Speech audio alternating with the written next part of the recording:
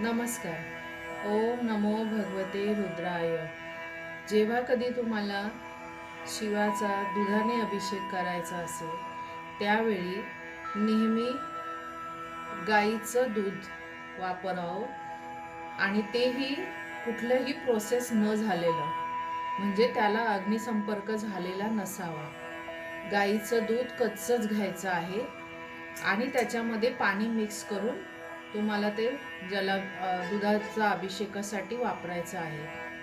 लक्षात घ्या, आपल्याकडे आलेलं जे कुठलंही दूध असू दे, पॅक दूध जे येतं त्याच्यावर प्रोसेस केलेल्या असतात.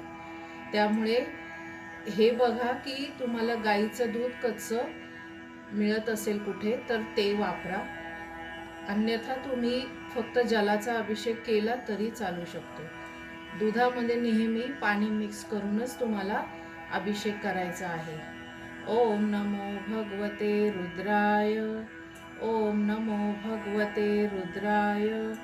ओम नमो भगवते रुद्राय. ओम नमो भगवते रुद्राय. ओम नमो भगवते रुद्राय. ओम नमो भगवते रुद्राय. ओम नमो भगवते रुद्राय. ओम नमो भगवते रुद्राय. ओम नमो भगवते रुद्राय. ओम नमो भगवते रुद्राय. ओम नमो भगवते रुद्राय. ओम नमो भगवते रुद्राय.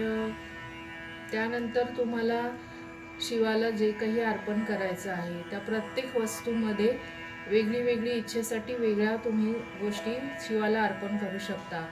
ज्याच्यामध्ये जसं की अक्षत आहेत, काळे तीळ आहेत, बेलपत्र आहे, साखर आहे, पंचामृताचा अभिषेक करू शकता.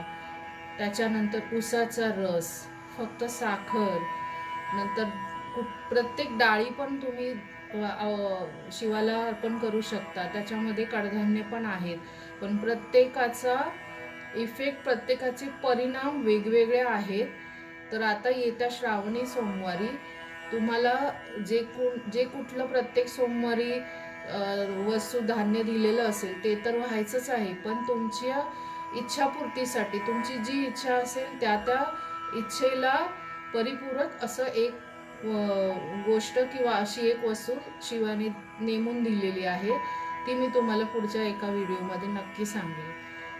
तर अशा प्रकारे प्रत्येक श्रावणी सोमवारी तुम्ही शिवाची साधना, शिवाची पूजा करू शकता. ओम नमो भगवते रुद्राय. ओम नमो भगवते रुद्राय. ओम नमो भगवते रुद्राय. ओम नमो भगवते रुद्राय.